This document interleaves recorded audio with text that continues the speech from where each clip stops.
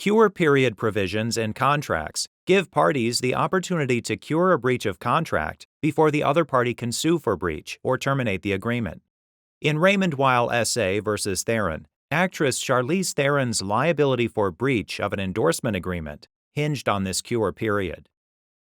Theron and Swiss luxury watch manufacturer Raymond Weil entered into an endorsement agreement in 2005 for Raymond Weil to use Theron's image in a worldwide print media ad campaign for its Shine watch collection. The agreement had an exclusivity provision stating Theron wouldn't publicly wear any non-Raymond Weil watches during the contract term. Theron could wear jewelry of her own choosing, but not watches, in public and to award shows. Theron couldn't endorse or advertise any watches or jewelry for other companies, including for charity, during the contract term.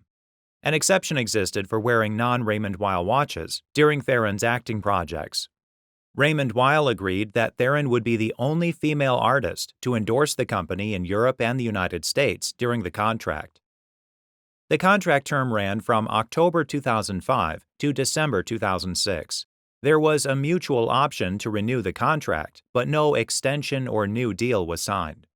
The contract had a limited non-compete provision that would have kept Theron from endorsing or advertising certain other watches or jewelry for a year after the agreement, if Raymond Weil offered a renewal and Theron declined, but the non-compete wasn't triggered.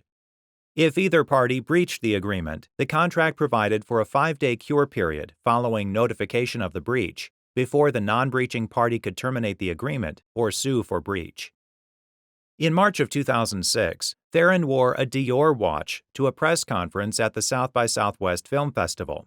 She was photographed wearing the watch, and the owner of Dior watches ended up submitting the photo to prominent watch retailer Tourneau, which carried both Dior and Raymond Weil watches. Tourneau used the photo in an annual publication that fall, and Raymond Weil saw the photo. Also that fall, Theron appeared in a promotional poster for a charity holding a new necklace by luxury watch and jewelry brand Montblanc. Montblanc was identified in the poster as the sponsor. The poster was displayed at a watch and jewelry trade show for 2 or 3 days until Raymond Weil notified Theron this was a breach of their exclusivity provision.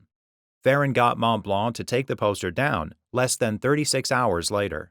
Raymond Weil didn't try to terminate the agreement after this. Months later, after the agreement expired, Raymond Weil sued Theron, alleging fraud and several breaches of contract throughout the contract term. Theron filed an answer denying the allegations and asserting affirmative defenses. Both parties moved for summary judgment.